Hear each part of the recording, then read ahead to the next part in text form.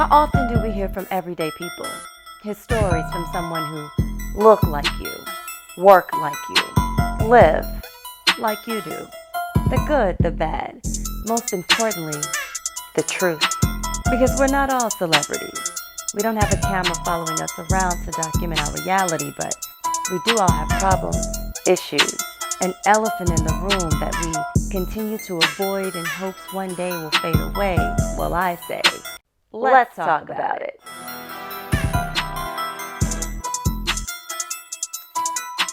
Hello, ladies. Welcome to Let's Talk About It with Jackie Wade. Go around the room and introduce yourselves and let people know what you do. My name is Natasha Ha. I'm starting to do some entrepreneurial things. My quote-unquote 9-to-5 caused me to be furloughed as part of this pandemic, and so I'm just kind of taking advantage of that opportunity. I'm Sandra Hopkins. I am a jazz singer. I too have Sandra Hopkins Jazz, and then I also am in the automotive business. I've been in that business for 26 years. And I am definitely a motivational speaker, the wife, the aunt, a great mentor, and a great coach. Tabitha Mundy. Right now I'm a full-time mom of a 7-year-old doing virtual homeschooling and loving it. Well, I thank you ladies for joining this episode. It's going to cover self-love. I was looking at the definition, and self-love is believing you are valuable and worthy. And there's so many things that are surrounding us that takes away or adds to what we consider to be self-love. So I wanted to start off by asking you ladies, what is your definition, your personal definition of what you feel self-love is? It's definitely about putting self first. It's about making yourself a priority, showing the care of your own self, and not just in your day-to-day physical, although that's a lot of it as well, but just how you treat yourself and the energy and the vibe that you exude from yourself. Because when those things kind of align, people naturally will gravitate and see it on you. Absolutely. My definition of self-love is the ability to have a care for yourself no matter what point you are in your life.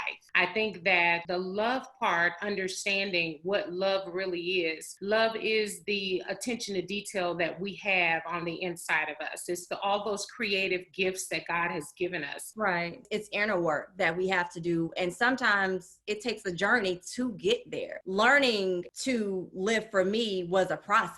Experience taught me and brought me there, because for so long coming up, I was a people pleaser. We try to please our mothers. We try to please those that are around us so much. And I was guilty of neglecting myself and my self-love to try and be loved by somebody else. I was putting myself and my feelings aside. So that was a journey that I'm still on. But I've gotten better at trying to do things that will reaffirm my self-love and give me the confidence that I have. Like you said, Tasha, goes beyond the outer appearance. It's things that are inside of you. And I was talking, Sandra, to you the other day, and I was telling you about the Beyonce Pretty Hurt song, when it says you're trying to fix something, but we can't fix what we can't see. It's our soul that needs the surgery. But it's so many people who are living with that physical attachment, and they lose sight of what self-love is. I agree. I would say that social media, the media, and sometimes even the people that you're around will sometimes shape the way that you think about yourself. Instead of you owning who you really are or doing that research in your journey of understanding who you are and what makes you tick, what makes you excited, feel whole and complete, those things are the journeys that you need to seek after, not seeking after just to put and look or seem just like someone else. And I think it's important to know your soulish realm is your mind, your will, and your emotions. And when those are not intact and they're broken or something is missing and you feel like there's a void, then you go looking for other things to validate you.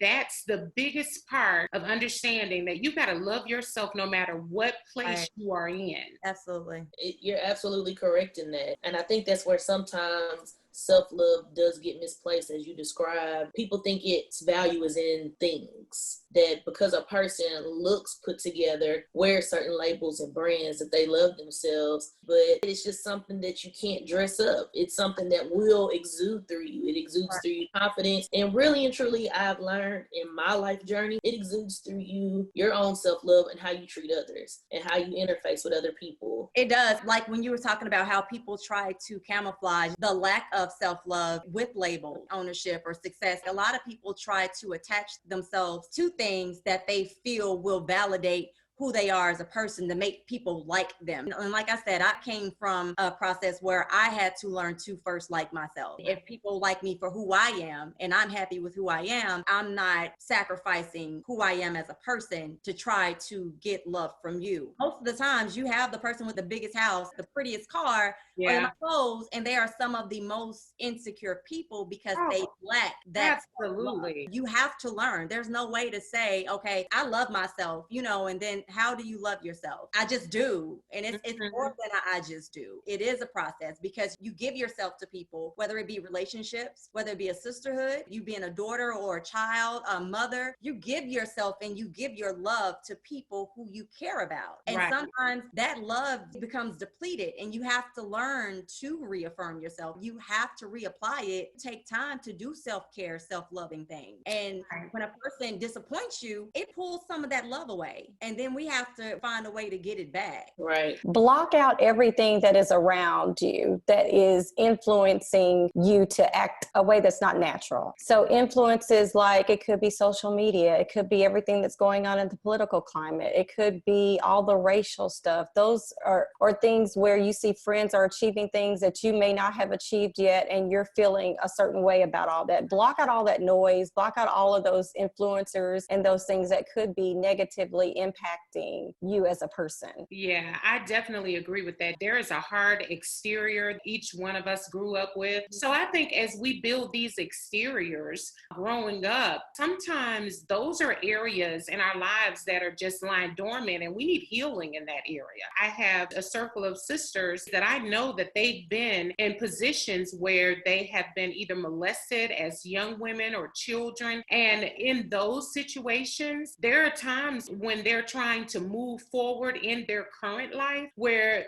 that is still an area that's never been tapped into, that's never been healed, that you never did go back. And it's not about a Band-Aid. It's about a solution. It's about what can we do to help you heal in that position. It doesn't have to be abuse. It could be anything.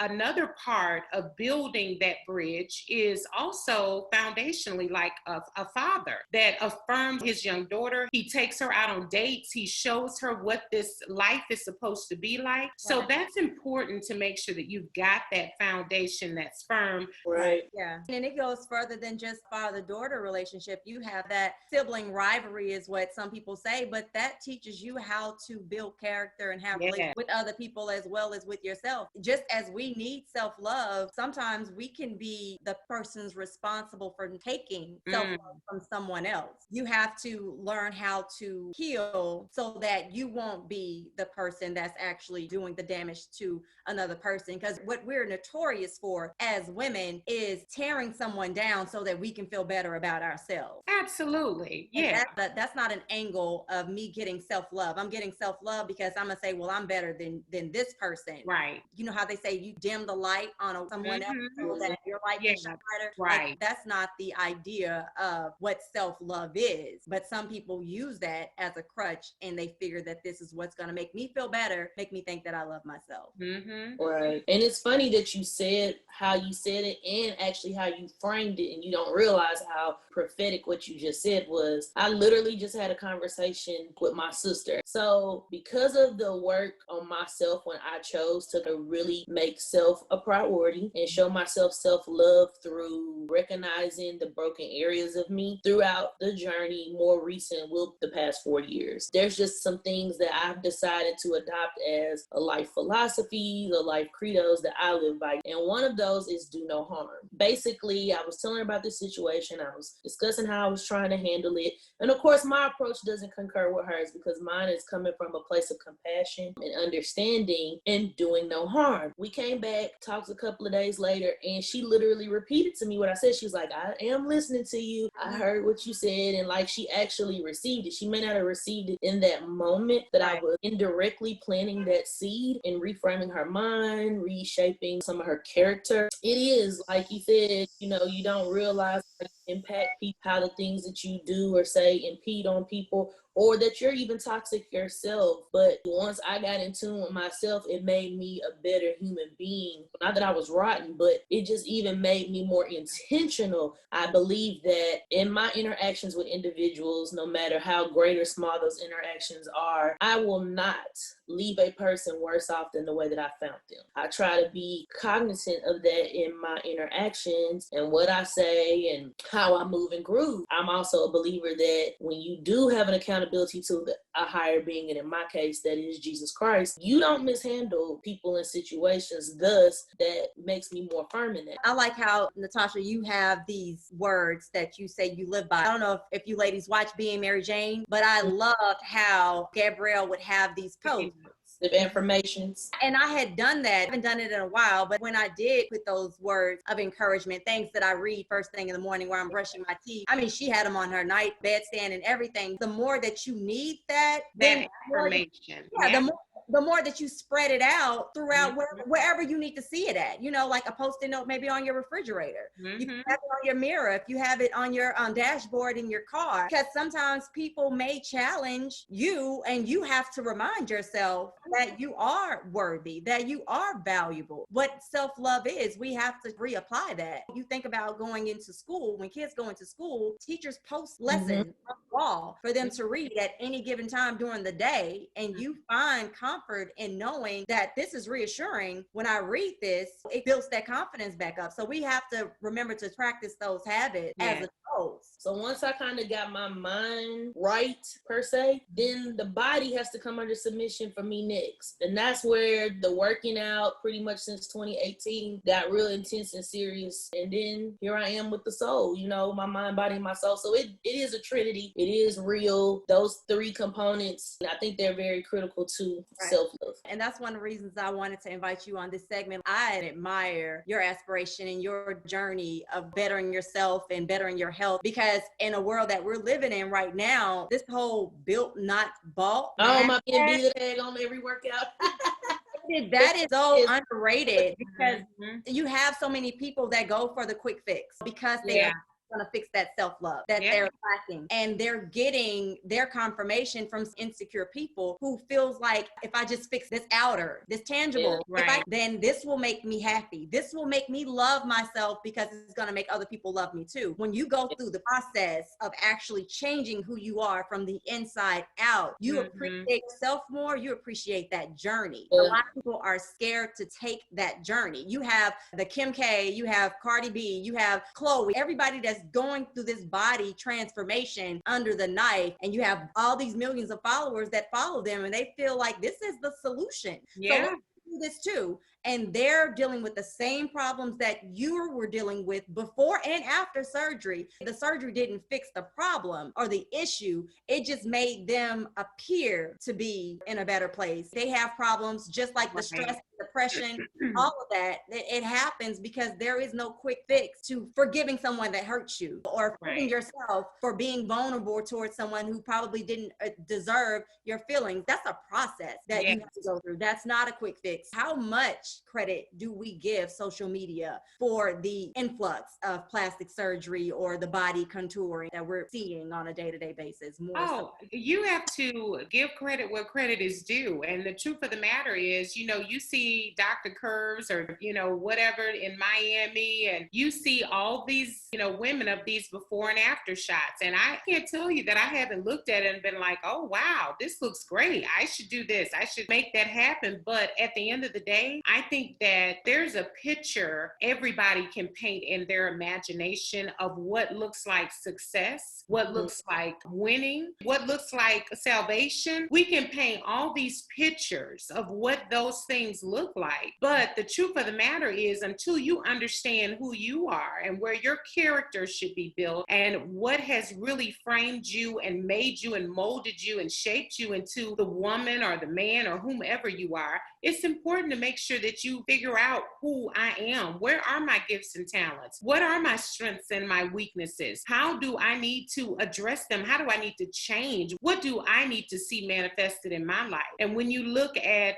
Instagram, when you look at social media, no matter what it is, sometimes you will measure your life by something that has, to be honest, you shouldn't even measure it based on that, but you do, and people do. And unfortunately, when you measure yourself against someone that has lived a life in front of the camera, that camera may have been taping for, and Jackie, you know, with being in television, that camera could have been going for 24 hours. But then they take that 24 hours and they spread that out against 6 or 7 episodes. Mm-hmm. So here you are dealing with one challenge this day, or feeling great about yourself one day. And the next thing you know, people are trying to glean from that instead of understanding who they are.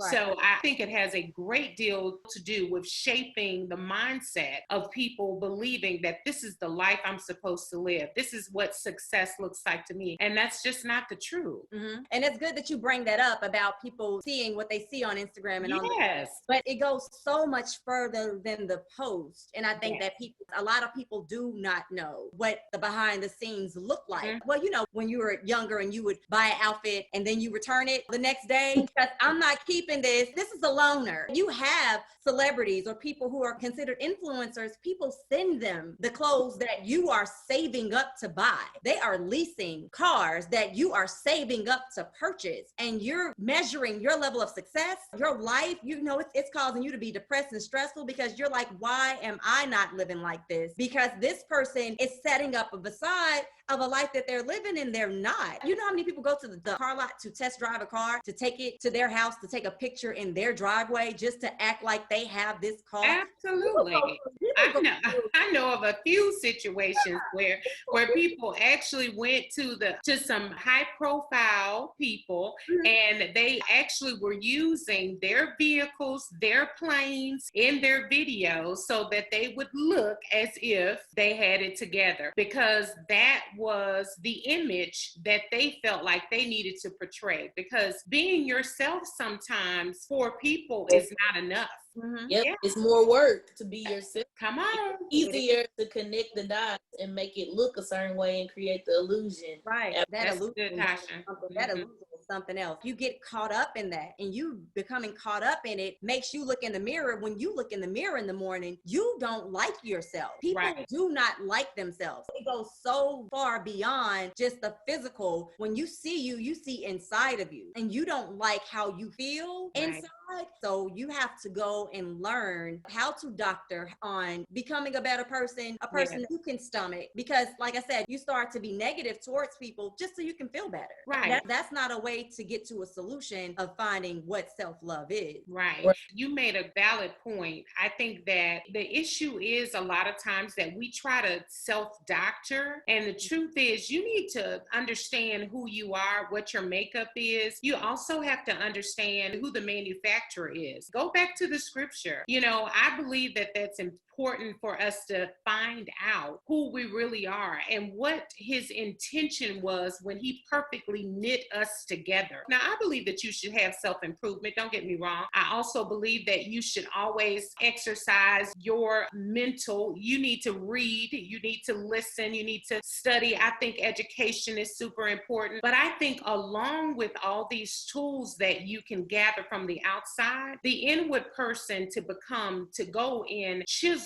at your character, saying, you know what, I'm not liking who I am, but if the people you're around are always promoting that kind of relationship, or like Tasha said earlier, where if you do no harm. So if the people around you are constantly doing harm to people's names and talking about them and dogging them out, and that's what you're surrounded with, that's going to rub off on you. So you've got to change your surroundings, changing your circumstances. And if you don't like what's going on in your life right now, don't blame anybody else for it. Go ahead and take some accountability and make some changes in your life. Go ahead and say, I need to change. There's something that I need to do. I am not happy. And if I'm not happy, it may not be everyone else's fault. It may be yours. Yeah. We can't always assume that everybody is of that spiritual background. So we are united in that, and we are believers, but everybody That's true. Right. Everybody has different beliefs, and I'm not not going to downplay what I believe and how I believe, Right. but you have the right to believe what you believe as well. So it's just, I mean, to give it in all aspects. And like we were saying before, Sandra, in a previous conversation, I haven't always been, and still most of the time am not the most safe person in the room, you know?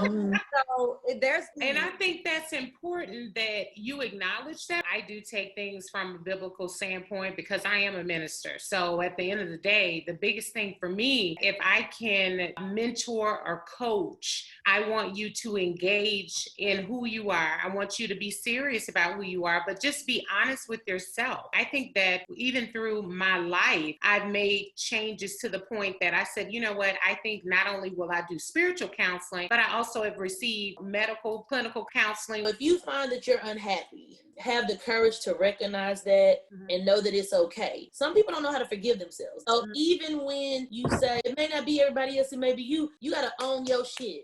You got to own the fact you are the toxic one. You are the messed up one. And you are the cause of, like you said, your own unhappiness. Right. But people are not ready to face that. And I think it's important that sometimes you really allow yourself to be open to say, you know what, I didn't always make the best decisions. I base those decisions based on what others may have thought of me. Right. So instead of me understanding that this is an onion that you slowly peel back, right. and you understand that, hey, there's a cord that you're not addressing. There's a root that you might need to unroot something. I started taking a look at my inner self. I realized that there were times that I needed to forgive myself along the way. But like you said, Jackie, also hold myself accountable for moving forward. Personally speaking, I know that I have bumped heads when I wasn't as emotionally mature as I am now, when I wasn't as spiritually mature, and even now being where I am. People don't like truth tellers. And that is one of the things in self-love that I have learned to love and accept about myself, is that I'm a truth teller. Yeah. Oftentimes when I have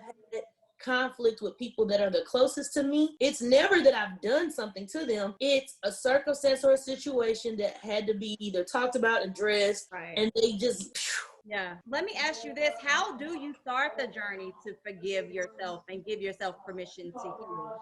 Be intentional. Be intentional about then inputting things within your life that are going to bring you self-loving type things, whether it is giving yourself a massage or going out to get a massage or a pedicure or manicure, whatever you can do in a safe way during this pandemic time, or lighting a candle and doing some meditation techniques to where you're doing deep breathing and really getting to know your body and being comfortable with your body and who you are as a person. And when you're breathing that inhale and exhaling out like that, it really will open up clearer space for your whole entire self that you can then yet bring into some things that will build you up instead of break you down. When people have hit whatever their rock bottom is, I know for me, it was transitioning my daughter into adulthood and trying to acknowledge that I didn't know me. I had my daughter when I was 18. And so literally from my perspective, my entire adulthood, I've been a parent. I didn't get to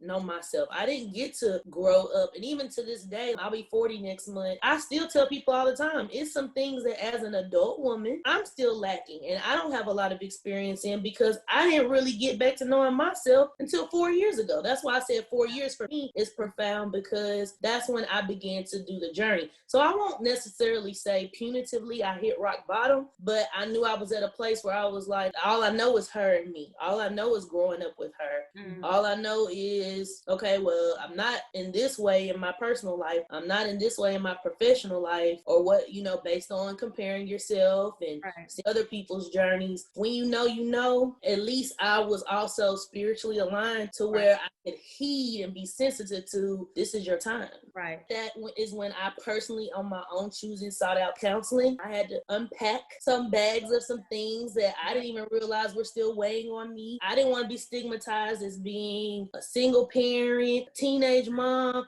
and then all the pressure that I had to rise above the stigma, and then I put the stigma on her, like, girl, you can't do this, you can't, It was a big accolade for me having a female daughter that she wasn't pregnant. I broke a generational curse of teenage pregnancy. Also that, you know, I kept her off the pole. She wasn't doing anything salacious here, being that she didn't have a father in her home. And by no means am I perfect. By no means was I a good mom. I have had to do my walk of shame of apologies to my own child.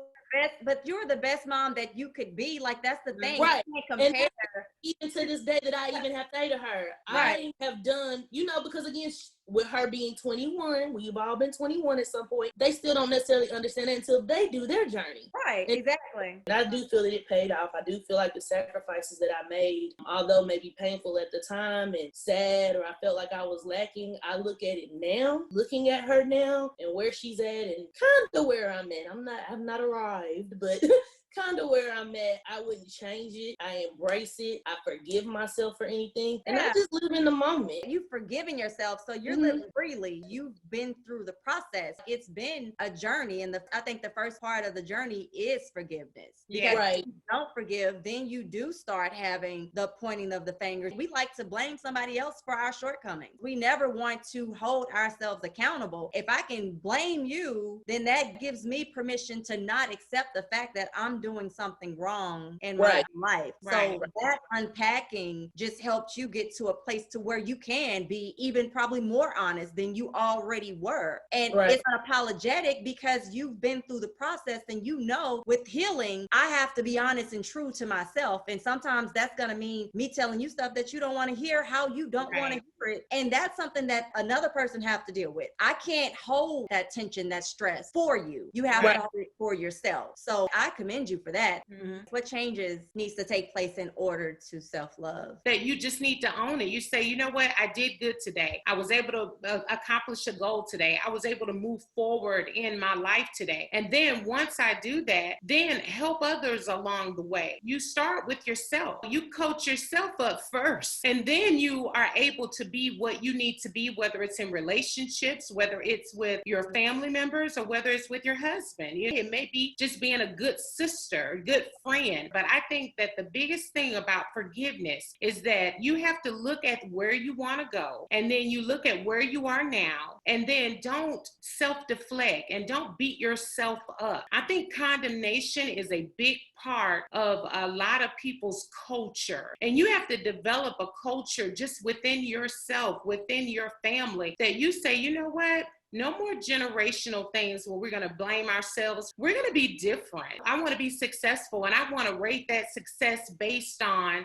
something other than a Kardashian. That's important. We can't really depend on someone else, because when they let us down, then we shut down. And now we're looking at depression. Now we're looking at suicide. Now we're looking at trying to supplement with abusive substance, whether it's drugs or alcohol. Like, you're trying to suppress that lack of self-love instead of trying to take the steps, doing the journey, hold yourself accountable, and actually facing it head on. Right. I feel like a lot of times when we have like the TV, the radio, the computer, the phone, there's too much negative, too much outside noise, and it really doesn't give you opportunity or time to get to know who you are as a person. And then you might find that you really like who you are as a person once you stop comparing you to other people. Right. I agree with that. Tab, great point. Change is something that you have to make a decision that, you know what, I got to love me no matter where I am. Jackie and I have talked about this before. With me, no matter what size I've ever been, it's funny because people will come back to me and say, you know what, you are just such a sassy big girl. My entire family is 6'4" and taller. Not that you've got to not be healthy. Don't ever think that's the case. But I think it's important to realize that I'm not going to be 5'5" ever. And, and when I get on stage, I'm 6'4", you know, you know. And so the thing is, I have to own that. So yes, I will go to a boutique and I will get things that are custom for me. I will make sure that I look a certain way and have a certain thing in order for me to be able to not so much as play the role, but just be who I am. It's about enhancement. It's not about altering to the point that I'm not even myself anymore. And I think what people want to see is the genuine you. What they want to meet is the genuine Sanja. So when I'm on stage and people come to me afterwards and say, you know what, I really enjoyed that. That was such a great moment for me. I really appreciate that. I just feel your spirit. And at the end of the day, that's what you want, the energy. You want people to experience that part. Let's talk about that. You mentioned the enhancement as opposed to alterations. Like, what is the difference? Well, I personally think that enhancement is, I'm going to get my hair done. I'm going to go and I'm going to get my hair done. I'm going to makeup done. I want to get my nails done. Those are things I think that it's important that if there are things that you can rock without all the makeup, my mother taught me, when you go out the house, make sure you look like you're ready to meet somebody. And when you speak like you're auditioning for leadership. People sense when you are insecure. And as far as alteration, I've had my breasts done. And the reason why was because, and when I say that, I don't mean I got a boob job. I think I might want to do that, but I haven't. I'm just kidding. But no, seriously, what I did do was I had an augmentation because I had lost quite a bit of weight and my breasts were very heavy. They were pulling on my shoulders, the straps from wearing the bras, and I was having back issues. And so I made the decision to go and get a breast reduction. And so for me, it's when I'm standing up in front of someone and all they're focused on is right here. That was a big deal for me because I wanted people to take me seriously for the position that I was in at the time, and I still am in those positions, and I could not get that serious. And it's sad, but it's true. Yeah. It happens. And here I am trying to be modest about it, always wearing another jacket or, pulling across another shirt and things like that. And I thought for the fear of judgment. Yes, because it was always a situation where that was the first thing that people's eyes were focusing on, and I felt uncomfortable. So when I started getting to the point that I was so uncomfortable and then it started affecting my health, then I thought I need to make a change. Right. And so that was a change that I made, but it's a change that I'm so glad that I did. And I own it, you know? Yeah. I was talking to Tab a couple weeks ago and I was telling her that after I had Jaden, I got a breast augmentation as well. And it was because after breastfeeding, my body just didn't feel the same. I didn't look the same. I didn't like how I looked in clothes. And it took me a decade to actually have the procedure.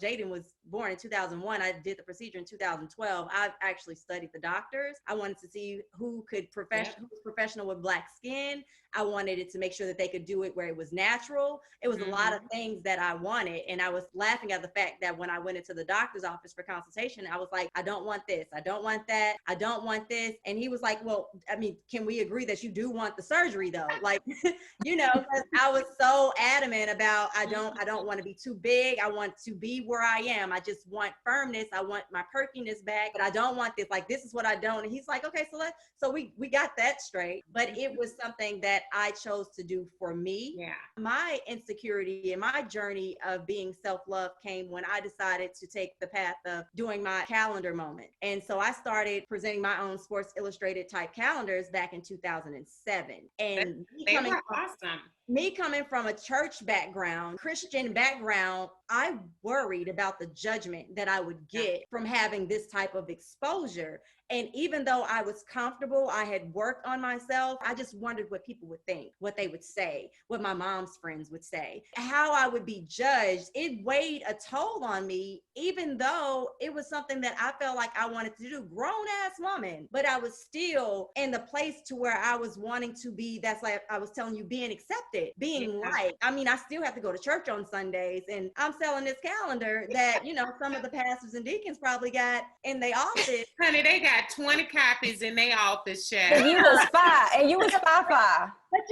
you look at those mothers of the church, or your mom's friends, and they like, honey, I don't know what didn't happen to Jackie. It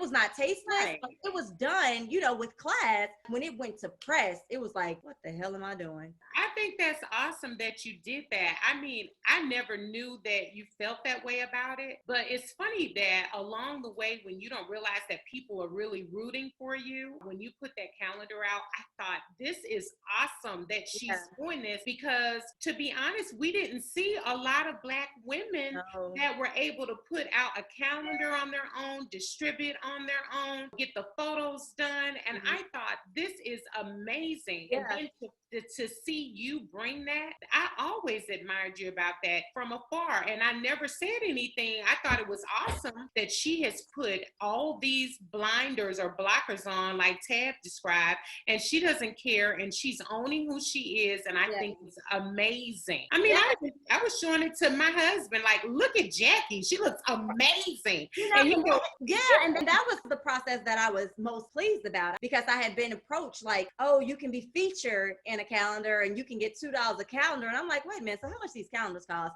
How much does it cost to own a photographer? How much does it cost for editing? I'm gonna do my own. It was the process that I was like, wow, I have made a product and it is ready for distribution. It was challenging for me. I have these birthmarks that are above my breast. They've always been an insecurity to me. You never know the flaws that people have that makes them feel so small, or they just, I wonder if everybody in the room notices what I know. That happens with everyone. And that's a journey of saying, you know what, these marks are gonna be here. And they're a part of me, and I have to accept them. Even saying it is easier said than done. I still will gravitate towards something that, you know, won't reveal it as much, but it's a process of accepting themselves for who they are, being proud of what they're doing. Me having that augmentation, even though it was an alteration, I don't feel like it altered to where I just look totally different. Right. Like, it's not like, oh yeah, I could tell she got her breast done now that you say it, because I didn't want to have that appeal. But you have some people that have an enhancement in operations. There is a difference. Like, they completely, and that's what we were talking about when I was commending Natasha on her built not bought. People are like, I need it by Friday. Like, I need this body before I go on my trip. So I need to do it that's quick, fast, in a hurry. And they don't realize until they get in the process of doing it that is a long time commitment, because you're going to have to do it again. If you don't change who you are on the inside, those eating habits, those bad traits, it's going to bring it right back. Well, you know, there's a lot of people that don't want to do the work. I mean, we talk about it all the time. There's work that we have to do in anything that you're in. Tasha, I know you've worked at what you're doing, and you just said that you've had a commitment. Some people want to spend their money on all of that. That's what they want to spend their money on. And some people go into debt thinking about, hey, how can I change and become these people, be closer to what I see as a perfect image? And it's unfortunate, but it's true. It's things that people want to do. I just feel like I'm all about long term, because it's easier to do manage control than it is to try to reverse something once you've let it take over who you are. I appreciate your transparency, Jackie, and I think it's important for young girls to hear these kind of things. I started a girl talk at Jerry Baxter Middle School, which is, they consider one of the worst middle schools in Davidson County. But when I went in and started working with the girls, it was just that they were broken in spirit, and they really needed women that they could look up to and inspire them and give them hope and give them like drive that they could be whatever they can be. One girl was really asking a lot of questions, and I was wondering where she was going with that, but this little girl had been picked on by a fellow female student, and she was trying to decide what move she should make, you know. And so we don't realize, but young girls are picked on all the time by males, by females, and they're just not safe. So they're not safe to come into their own and be who they are, and being able to step out and make themselves look good, to make themselves feel good. Sometimes they get criticized for that as well. So things like this is amazing to share with other women, but also for the younger girls that are coming up behind us. Right. Just think about the number of teenagers who commit suicide because they have low self-esteem. They have that lack of confidence. And when you have a certain amount of bullying overpowering you, it's just like, I don't want to deal with that anymore. So they overdose on substance abuse. They take these pills, or they trying to drink. They do things to try to suppress what they don't understand because they lack this self-love. I had something pop across my phone as a tweet. Again, you know, sometimes things happen the way that they happen, and what we're talking about and what we're discussing, I felt that this was highly appropriate. Absolutely. And In the comparisons, end the comparisons. Some people may only appear to have their life together, and others may have lived through nightmares just to get to where they are now. Just focus on your path and not on other people's journey. In time, everything will come together for you. Believe it. Well, that's a mouthful. Mm-hmm.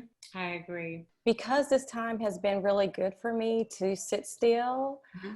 I want to share what I have learned over this time with other people, being your authentic self.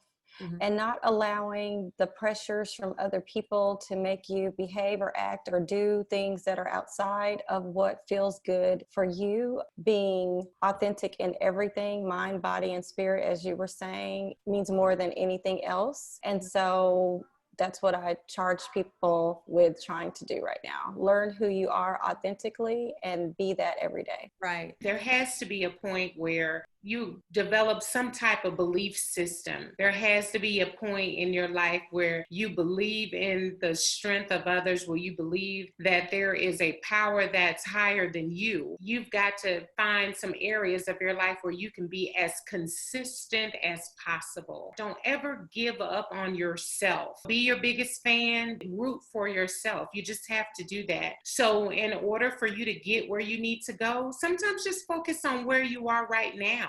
If you are able to do that, then you will be able to not reward yourself every time something happens, but you can applaud where I've developed. If you find more moments to celebrate, then you won't find that time to condemn yourself. Sandra, we had a conversation the other night, and it really spoke to me when you said that a guy was in the conference and he said, just because a person likes you doesn't mean that they respect you. Right. And that made me think about how during slavery, the master had their favorite nigga. Even though they liked you, it didn't mean that they respected you as a person. You were still their property. Mm-hmm. And a lot of times we go into situations looking to be liked as opposed to being respected. To feedback on what Tab said, we have to learn to love ourselves. We have to love our flaws and actually just know that who we are good enough. And that is something that takes reassuring, that has to be reminded. It's a constant practice that we have to hold ourselves accountable for feeling the self-love. It is self-love. It's not love that someone else is due to give to you. So whatever it takes to get there, make sure that you get there and always know that you are more than the worst thing that you have ever done.